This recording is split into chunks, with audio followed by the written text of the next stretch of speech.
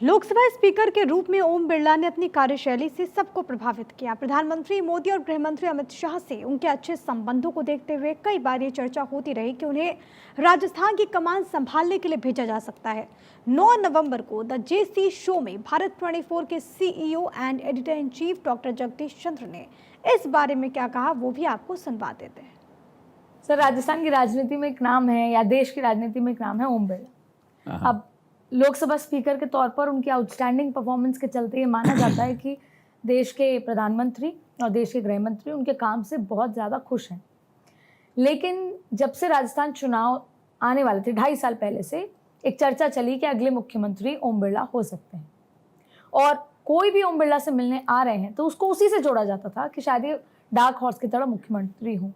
लेकिन फिर जब उनका दिल्ली में कार्यकाल और काम देखा जाता है तो ये भी कहा जाता है कि हो सकता है जब सरकार रिपीट होगी नरेंद्र मोदी की तो उनको दोबारा लोकसभा स्पीकर बनाया जाए। तो आखिरकार ये रहस्य क्या है ओम बिरला का?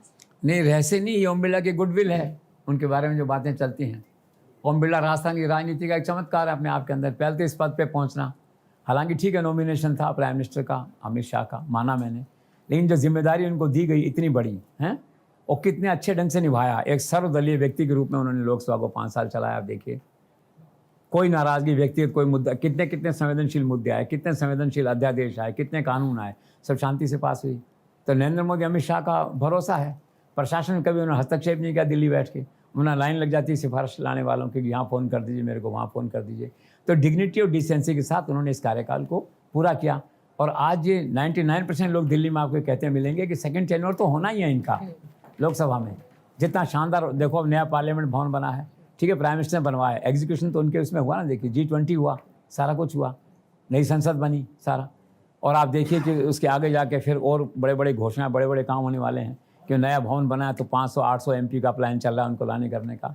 तो ओम बिरला क्या है, इस सरकार की एक संवैधानिक आवश्यकता है। इतनी खूबसूरत कहिए, इतनी डिग्निफाइड, इतनी डिसेंट, एक जो उनके कॉन्स्टिट्यूशनल रिक्वायरमेंट उसको फुलफिल करते हैं वो जो है, और कोई कंट्रोवर्सी नहीं है। आप देखिए, तो इसलिए क्या है कि बार बार ये बात चलती है कि राजस्थान में अगर वसुंधरा राजे, मैंने कहा ना आज की तारीख में एट द मोमेंट हम नहीं देख रहे हैं उनको, at the moment Gajendra Singh किसी कारण से नहीं बने एक पल के लिए।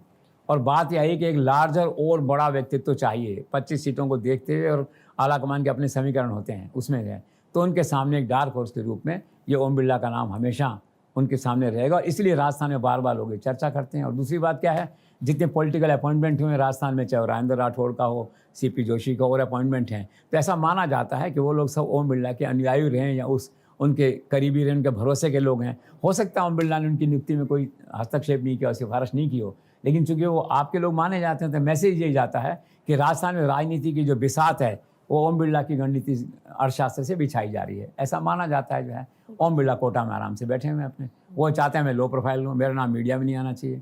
पर हमारा मानना ये कि संवैधानिक पद पे है ना, तो अछूते तो नहीं है ना, मीडिया से भी, जनता से भी, जनता में बैठे हैं, वोट तो अपने को भी लेना है 4 महीने बाद में जो है, तो लोग आपकी चर्चा करेंगे आप बारे में है।